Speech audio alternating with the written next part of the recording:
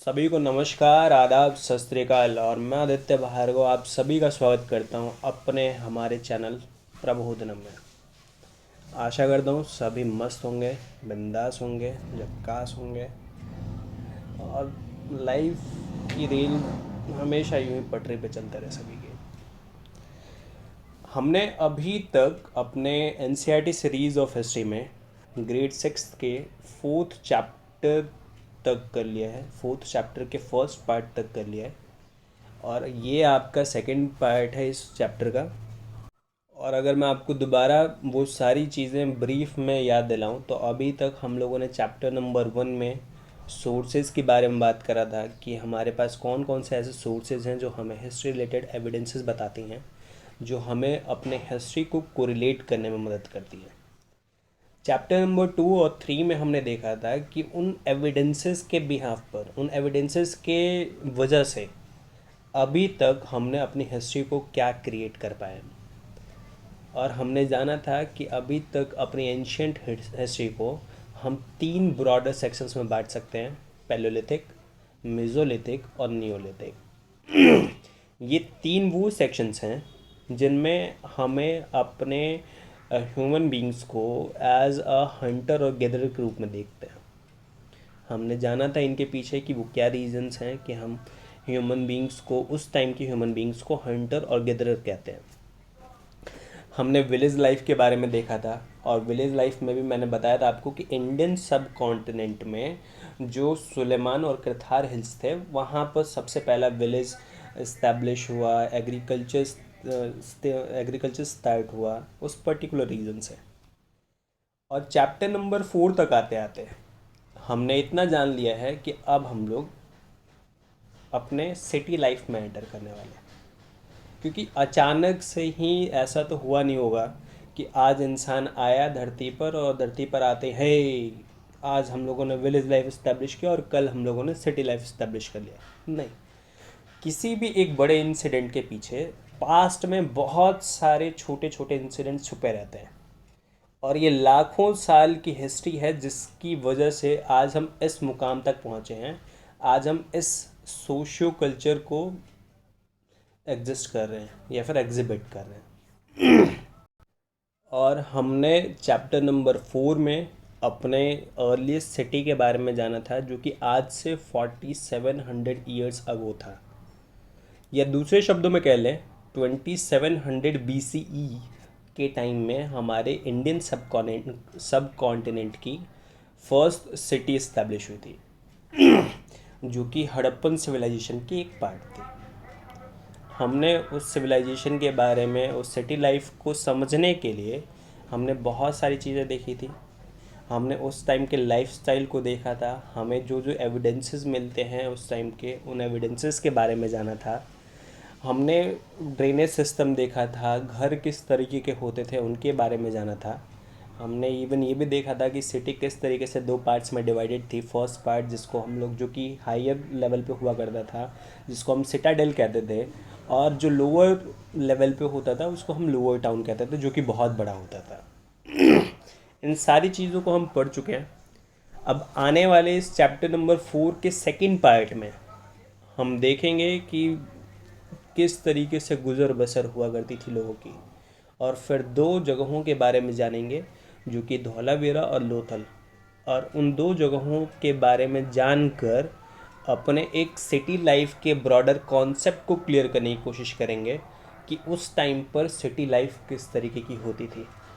साथ ही मैं आपको ये भी बता दूं कि हमने विलेज लाइफ और सिटी लाइफ के बीच एक डिफरेंस भी पढ़ा था जब इस चैप्टर को स्टार्ट करा था हमने।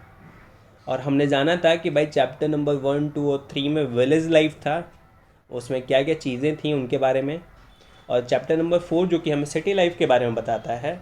इसीलिए इस चैप्टर का नाम है इन द अर्लीस्ट सिटीज़, यानी हमारे प्राचीनतम जो शहर हैं उनके दर्शन कर रहे हैं हम इस चैप्टर में। तो स्टार्ट करते हैं हम अपने चैप्टर को with the topic new crafts in the city.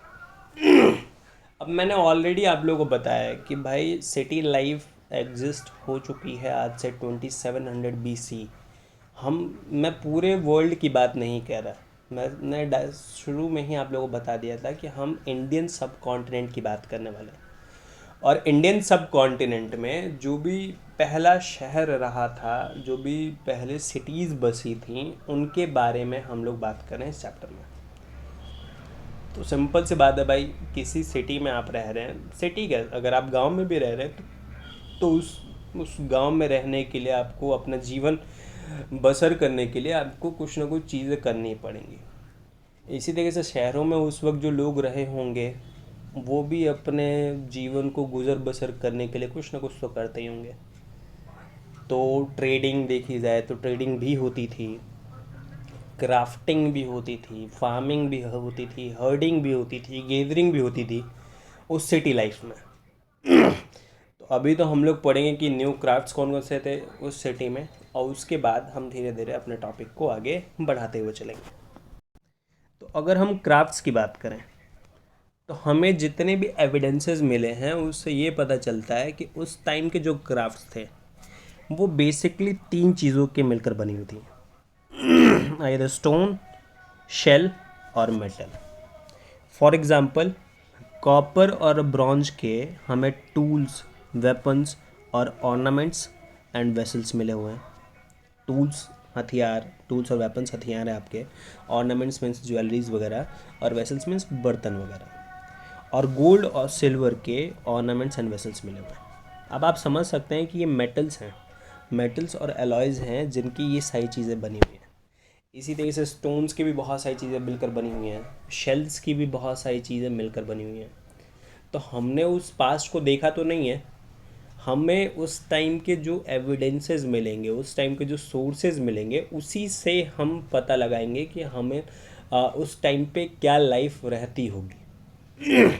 तो जैसे सील्स की बात करें तो सील्स आपके स्टोन्स के बने हुआ करते थे।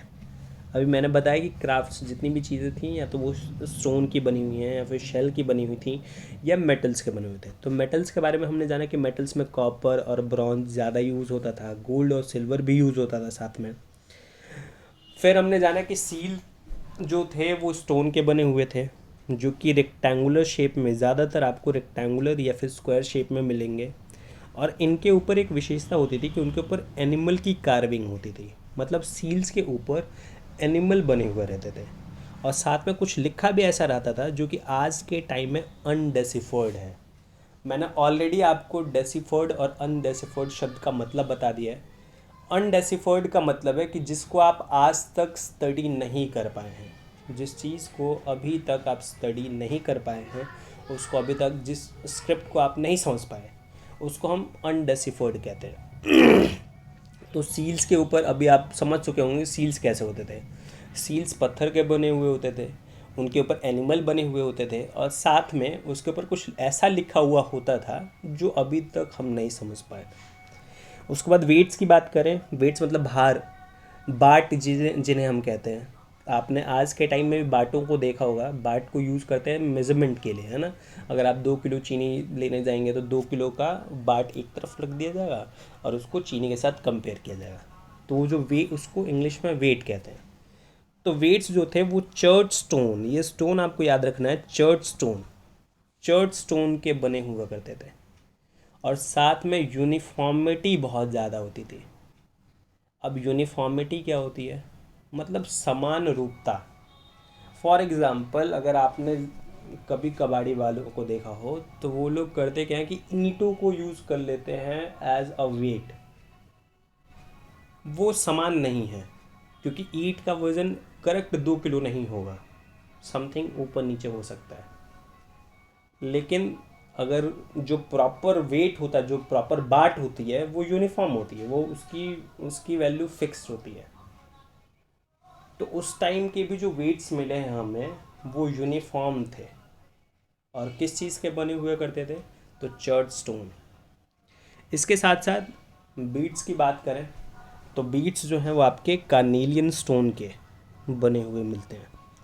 कार्नेलियन स्टोन जो होता है वो एक बहुत सुंदर सा रेड कलर का स्टोन होता है, तो उसके बीड्स मिले हमें।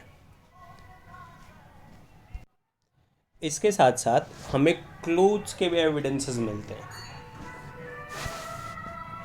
क्लोथ्स के एविडेंसेस, अब क्लोथ्स के एविडेंसेस 3 तरीके से मिलते हैं।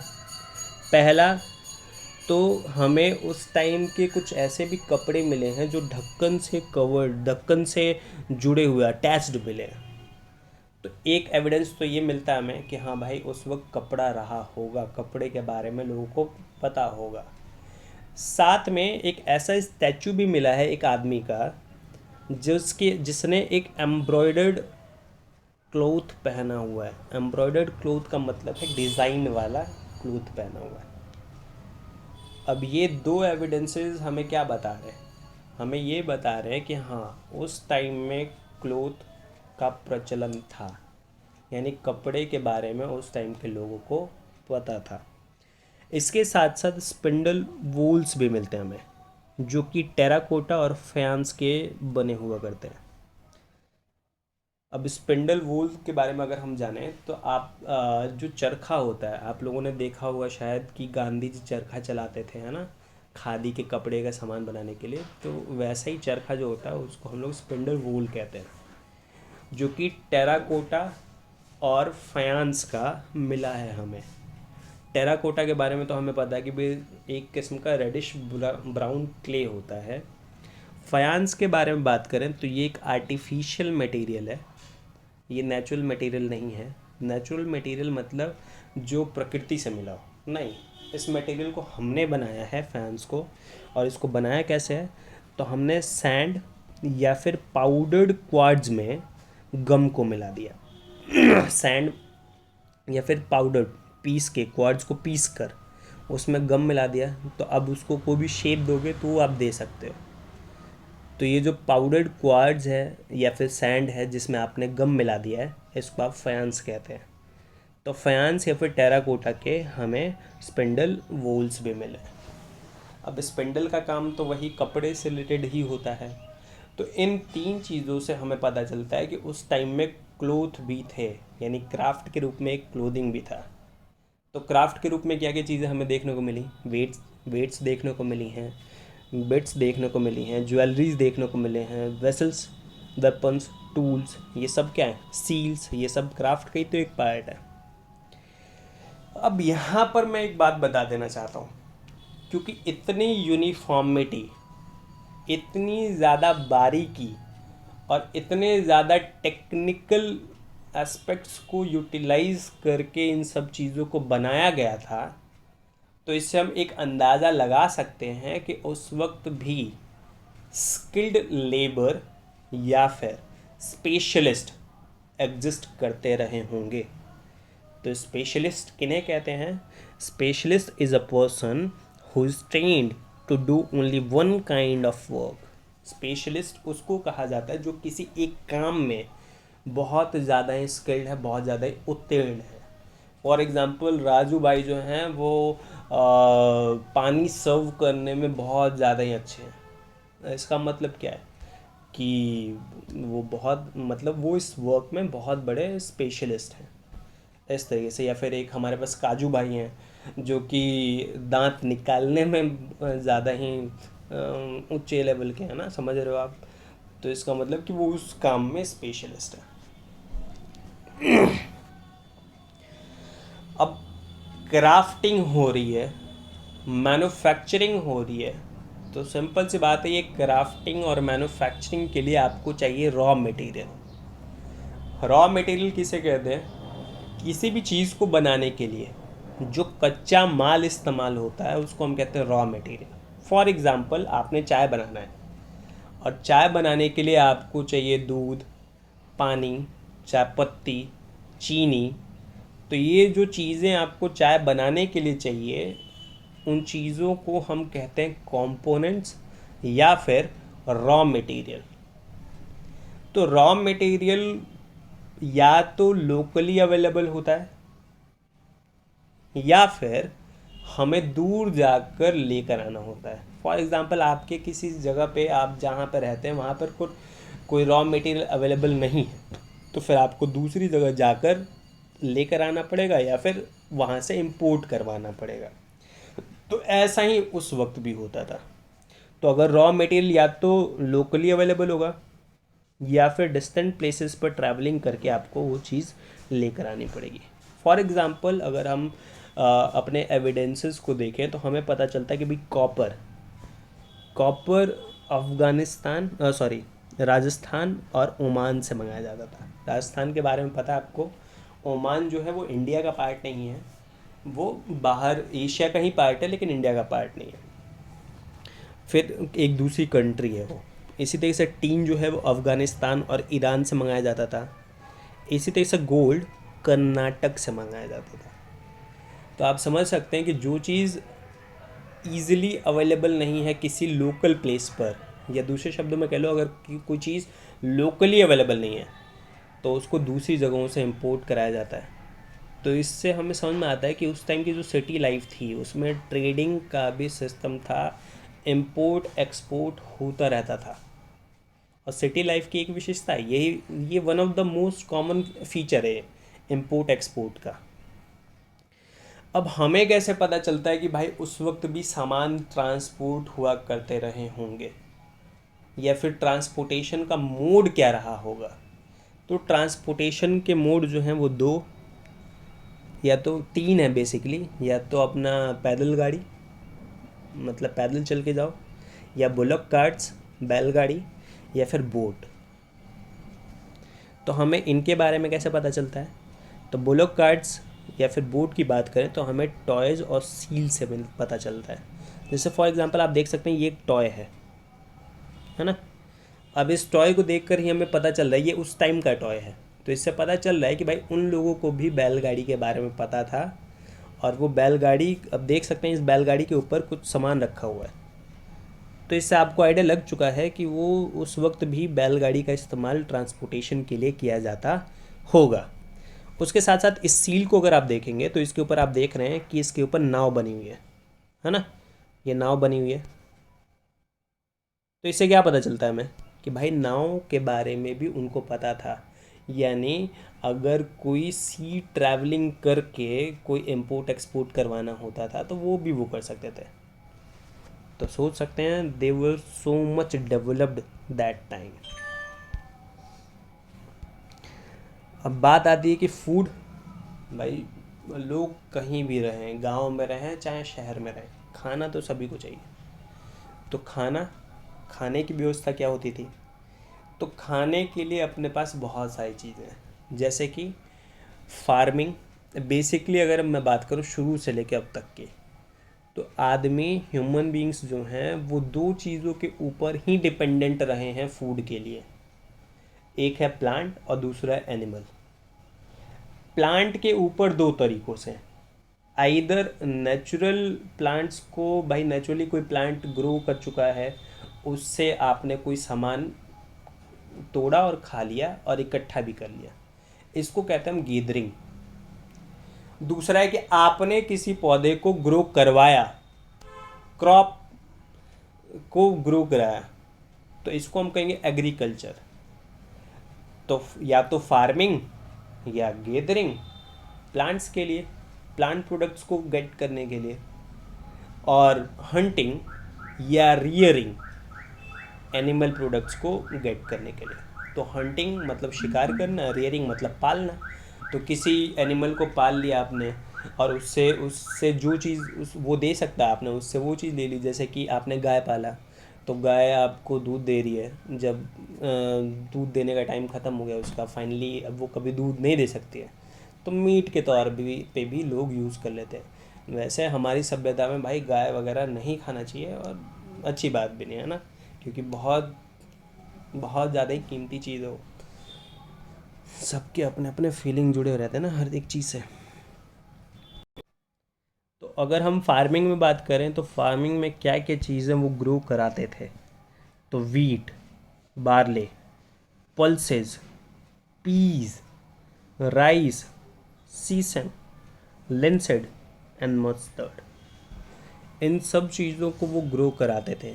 आप देख सकते हैं कि उस वक्त भी लोग एग्रीकल्चर के तौर पे कितना ज़्यादा वो लोग जानते होंगे। इसके साथ साथ हमें एक मॉडल मिला है प्लॉ का, हल का। तो इससे हमें एक आइडिया लगता है कि हाँ एग्रीकल्चर होता था, उस वक्त के लोग एग्रीकल्चर करते थे। साथ में कैनल्स और वेल्स भी मिले हैं। तो इससे पता चलता है कि इरिगेशन भी हुआ करती थी। अब कैनल्स और वेल्स मिले हैं इरिगेशन के लिए, प्लॉ मिला है, तो इन सारी बातों से क्या क्लैरिफाई हो रहा है? इन सारी बातों से एक ही चीज़ क्लैरिफाई हो रही है कि हाँ, उस वक्त एग्रीकल्चर का सिस्टम था। इससे हमें पता चलता है कि भाई फार्मिंग होती थी।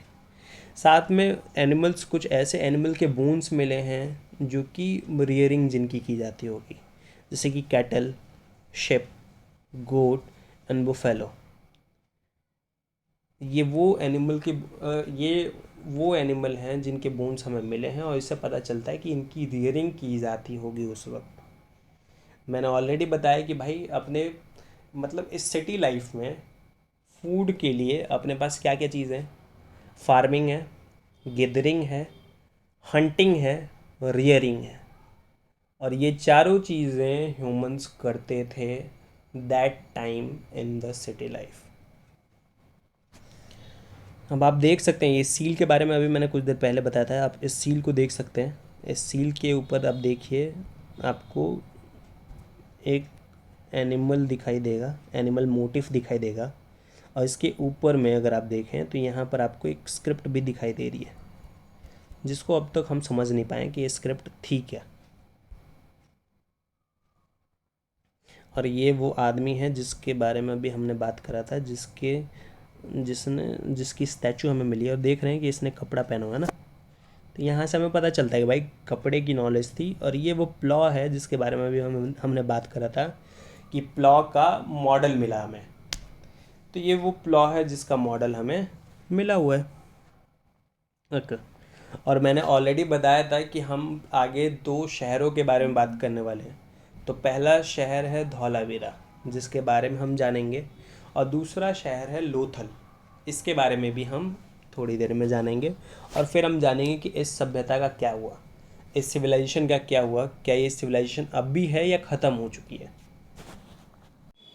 तो धौलावीरा एक हड़प्पन साइट है ना, जो कि गुजरात के रन ऑफ कच्छ में एक खादिर बेत एक आइलैंड है, वहाँ पर है। बहुतों को तो यही नहीं पता कि रन ऑफ कच्छ है क्या। तो यहाँ आगे आने वाले कुछ टर्म्स हैं, ज़रा उनको ध्यान से इस मैप में देख लें। अगर आप देखोगे तो आपको यहाँ दिखाई दे रहा होगा रन ऑफ कच्छ। ये वो पोर्शन है जो कि आपको दिखाई दे रहा होगा, जो कि है रन ऑफ कच्छ। है क्या कि गुजरात के कुछ लैंड के आसपास में, मतलब गुजरात में कुछ लैंड पोर्शन है जिसमें पानी भरा पड़ा है, तो उसको हम कहते हैं रन ऑफ कच्छ। अब पानी होने की वजह से कुछ ऐसे भी उसके अंदर पॉइंट्स दिखाई देते हैं जो कि आइलैंड की तरह है, जैसे कि ये पोर्शन आपको दिखाई दे रहा होगा जो कि आइलैंड की तरह है। तो उनमें से एक आइलैंड है खादिर बेत। तो उस खादिर बेत पर ही है धौलावीरा। ये आपको दिखाई दे रहा है, ये वाला पोर्शन, ये वाला पोर्शन, ये आपका गल्फ ऑफ कच्छ।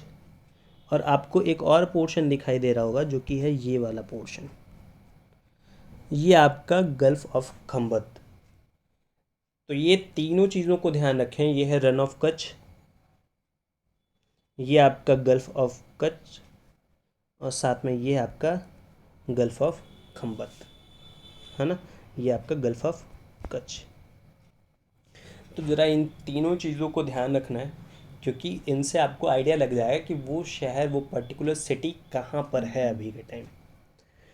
तो अभी अभी मैंने बताया कि धौलावीरा जो है वो आपका खादिर बेत पर है। और खादिर बेत कहाँ है? तो रन ऑफ कच्छ में है, गुजरात में। यहाँ पर अगर हम इस पर्टिकुलर रीजन की बात करें तो यहाँ पे फ्रेश वाटर आराम से अवेलेबल होता है, और साथ में फर्टाइल सॉइल भी है यहाँ। इससे आपको आइडिया लग चुका होगा कि वहाँ पर जो लोग रहते होंगे वो फार्मिंग पक्का करते होंगे। फर्टाइल सॉइल का काम क्या है? तो फार्मिंग में बहुत ज़्यादा हेल्पफुल होती है। इसके साथ साथ फ्रेश वाटर है, तो भैया वाटर की अवेलेबिलिटी भी है, तो एग्रीकल्चर के लिए और भी आसान है, इरिगेशन आराम से कर सकते हैं आप। अभी तक मैंने बताया था कि हड़प्पन साइट जितने भी हैं, हड़प्पन सिटीज़ जितने भी हैं, वो बेसिकली दो पार्ट्स में डिवाइडेड होते थे। लेकिन धौलावीरा की बात करें तो ये तीन पार्ट्स में डिवाइडेड है, और हर पार्ट बहुत भारी स्टोन वॉल से घिरा हुआ है। और हर पार्ट में अपना एक एंट्रेंस है।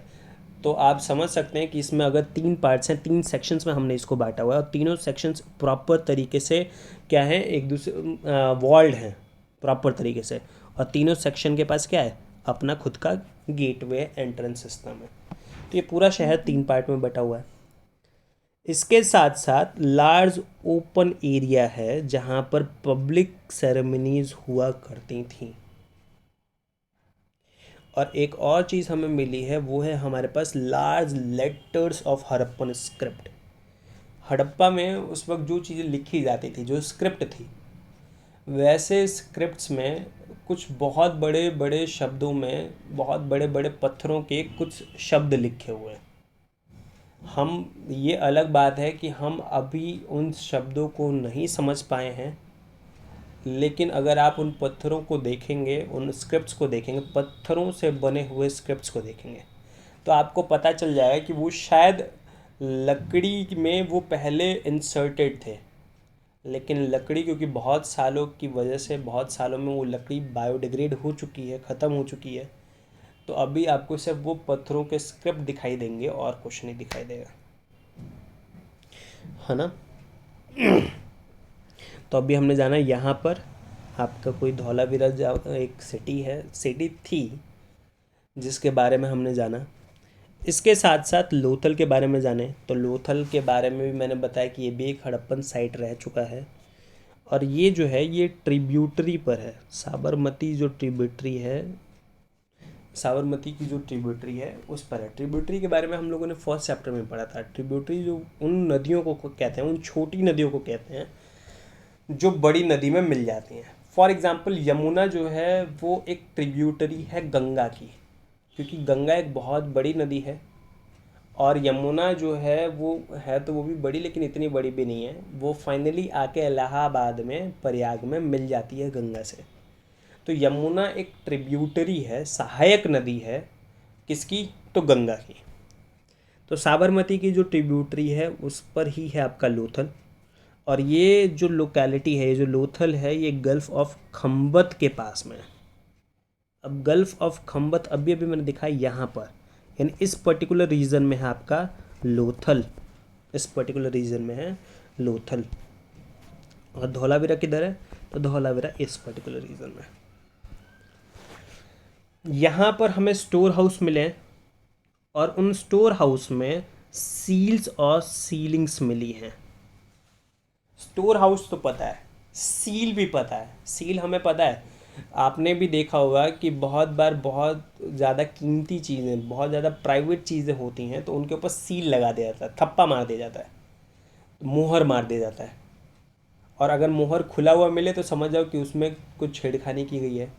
और मुहर अगर नहीं खुला हुआ है, इसका मतलब वो प्राइवेसी जो है वो कंसर्न्ड है, बची हुई है।